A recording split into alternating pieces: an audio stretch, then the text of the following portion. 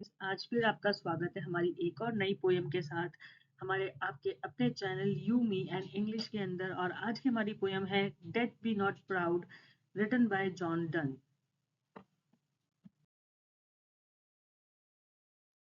जैसे आपको पता है, मैं आपको हर बार बताती हूँ, किसी भी पोयम को समझने के लिए उसके ऑथर के बारे में जानना बहुत जरूरी है।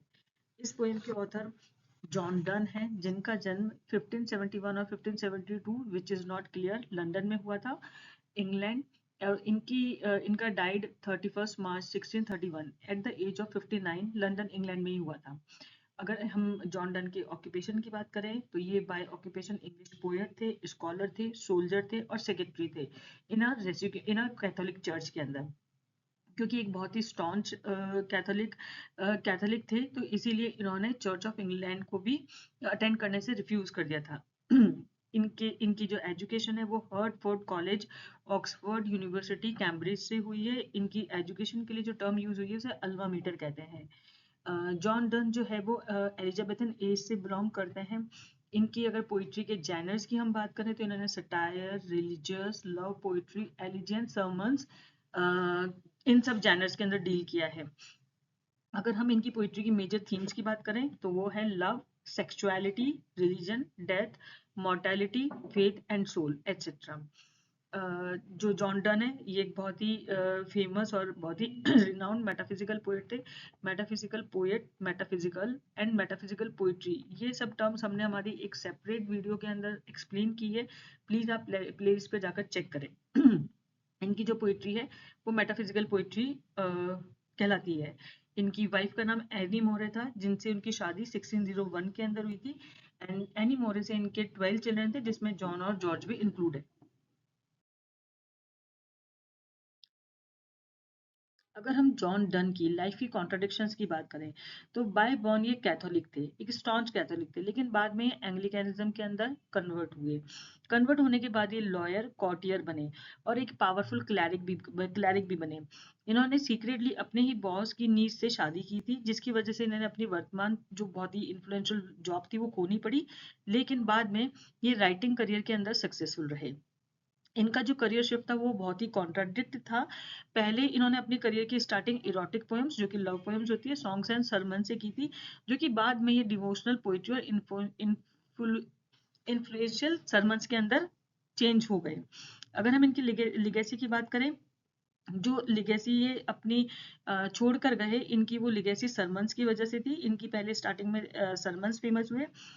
इनकी पोएम को 20th सेंचुरी के अंदर रिकॉग्नाइजेशन और फेम मिला। इनकी पोइट्री को इनकी modern sensibility and intellectual depth की वजह से सेलिब्रेट किया जाता है। इनकी पोइट्री का टी ए सीलेट जैसे राइटर्स के ऊपर गहरा प्रभाव पड़ा। जॉन डन जो है वो मेटाफिजिकल पोइट्री के प्री एमिनेंट फिगर माने जाते हैं। ये फाउंडर मेंबर्स में से एक है। इनकी मेटाफिजिकल पोइट्री के जो कैरेक्टराइजेशन है या जो उसके अंदर इन्होंने की फिगर्स यूज किए हैं वो है इंटेलेक्चुअल कॉम्प्लेक्सिटी, डीप फीलिंग। लेकिन जो इनकी मेटाफिजिकल पोइट्री है वो बिल्कुल भी एलिजाबेथन स्टाइल की तरह स्मूथ और इजी नहीं है, वो उसके बिल्कुल अपोजिट है। जॉन डन को मास्टर ऑफ कंसीट माना जाता है। इन्होंने अपनी पोएम्स को इलोबरेट करने के लिए, समझाने के लिए बहुत ही सरप्राइजिंग मेटाफर्स और कंसीट्स का यूज किया है। इन्होंने डिफरेंट डिफरेंट आइडियाज को जोड़ने के लिए कल्पना से परे जाकर अकल्पनीय मेटाफर्स और कंसीट्स का यूज किया है। इनकी अगर हम राइटिंग स्टाइल की बात करें, इनकी राइटिंग स्टाइल के अंदर इन्होंने पोइट्रीज की स्टार्टिंग बहुत ही अब्रप्ट ओपनिंग से करी है। पोइट्री टोन ड्रामेटिक रही है, पैराडॉक्सिकल आइडियाज को प्रेजेंट किया है। इनकी पोइट्रीज बहुत ही कॉन्वर्सेशनल और एनर्जेटिक थीम बेस्ड होती है।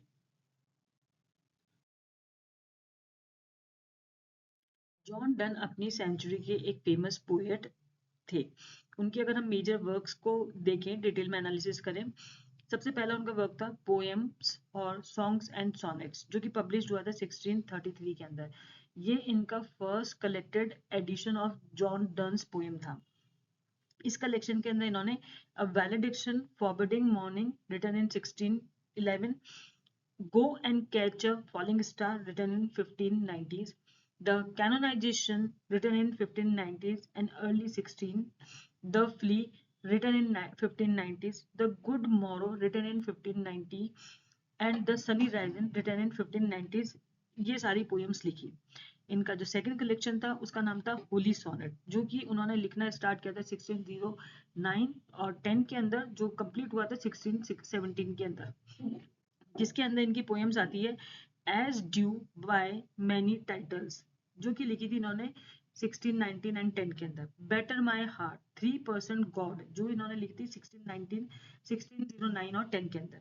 डेथ बी नॉट प्राउड, ये पोएम भी इन्होंने लिखी थी 1609 और 10 के अंदर। होली सोनेट 19, ये पोएम भी इन्होंने लिखी थी 1609 और 10 के अंदर।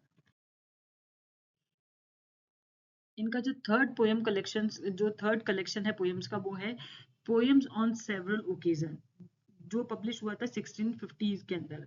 इसके अंदर इन्होंने एक पोएम लिखी थी elegy 1919 to his mistress going to bed, written in 1590। इन्होंने कुछ प्रोस वर्क्स भी लिखे हैं, जिसके अंदर इनका टाइटल कलेक्शन का नाम प्रोस ही है, जिसके अंदर आता है devotion upon emigrants occasion, written in 1623 and publish in 1624। Bayath and Notes, written in 1608 and published in 1647. Essays in Divinity, written in 1614 and 15, published in 1651.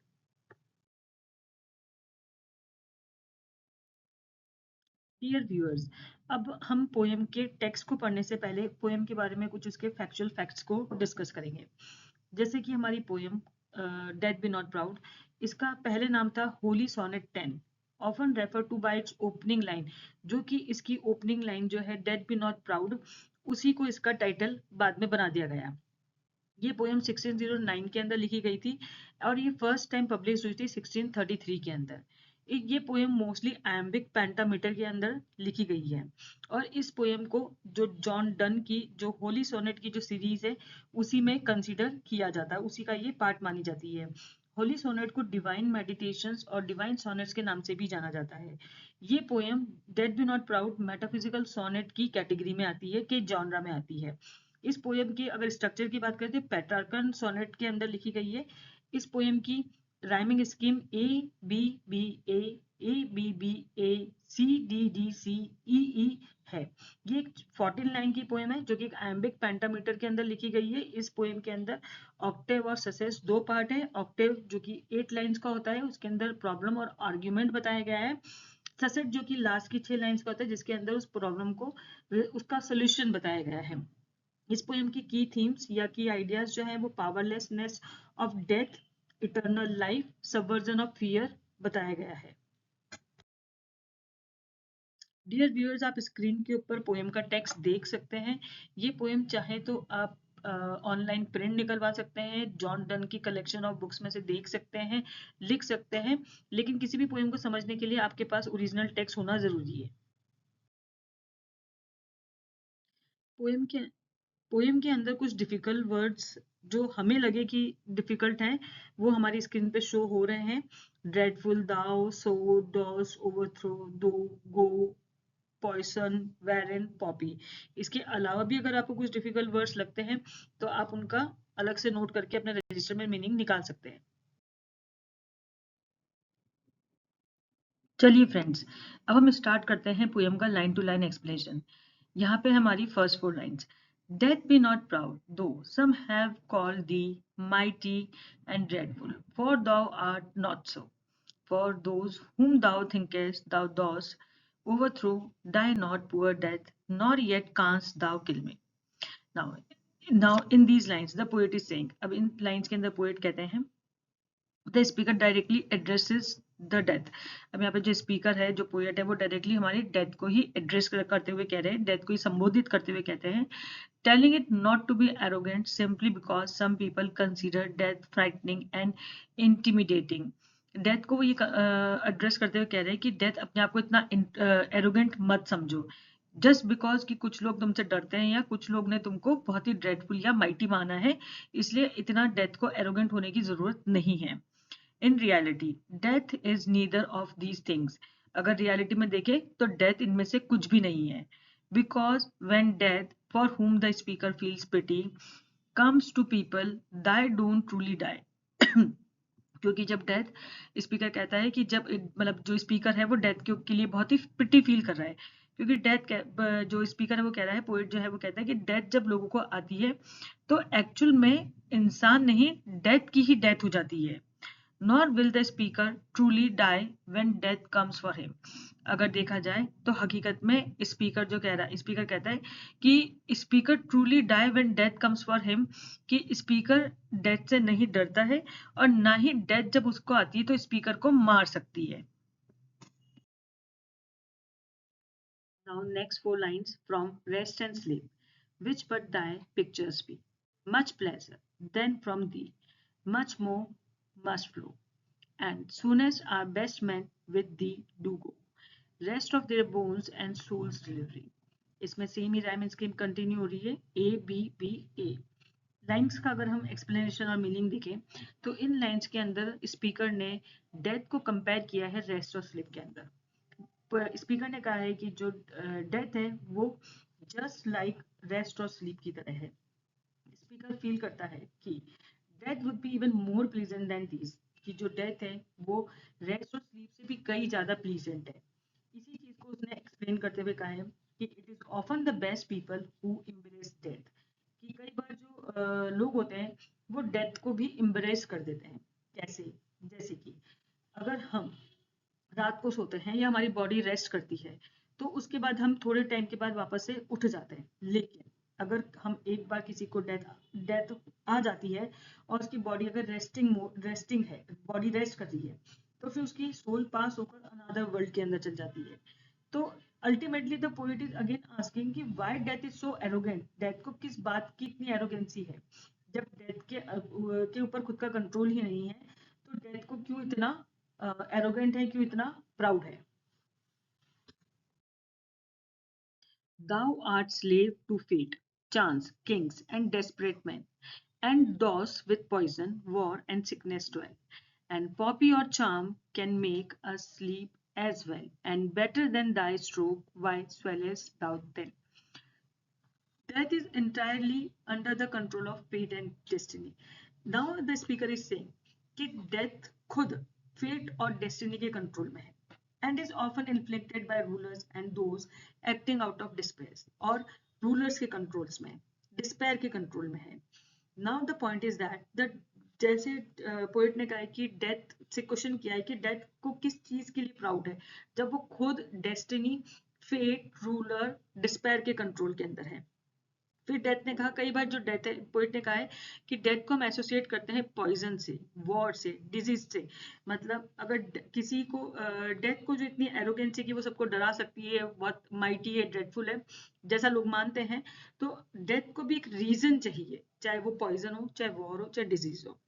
Ironically अगर हम देखें, यही मैजिक मेडिसिन जो मैजिक स्पेल है are often more effective than death itself.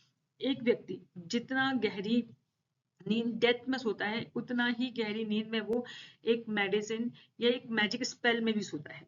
Considering all thing, अब जब हम इन सभी चीजों को कंसिडर करते हैं, what does death have to be so arrogant, death के ऐसे पास क्या है जिसकी वजह से वो बहुत एरोगेंट है, या उसे लगता है कि उसे बहुत प्राउड करना चाहिए, या वो लोगों को बहुत ही डरा सकती है, या डेथ बहुत माइटी और ड्रेडफुल है।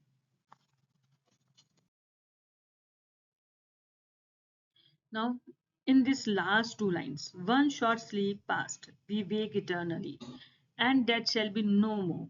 Death, thou shalt die. Now, the speaker is saying, death is nothing more than a sleep. Death सिर्फ एक sleep की तरह है, जो कि एक अर्थली यानी कि फिजिकल वर्ल्ड की नींद और एक इटर्नल जिंदगी के बीच का जो एक टाइम होता है, उसके बीच की एक स्लीप है।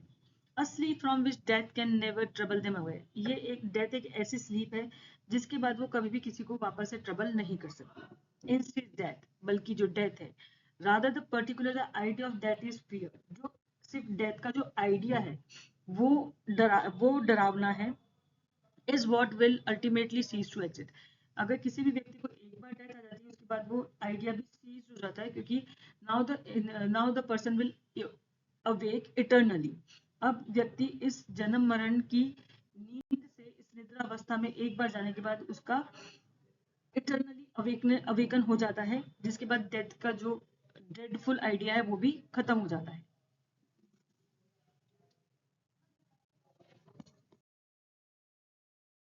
Thank you so much for watching us. on your own channel, You, Me and English. Please follow us for more such videos. अगर आपको ये वीडियोस पसंद आ रहे हैं तो प्लीज़ लाइक करें, कमेंट करें, सब्सक्राइब करें एंड शेयर करें। Have a good day friends.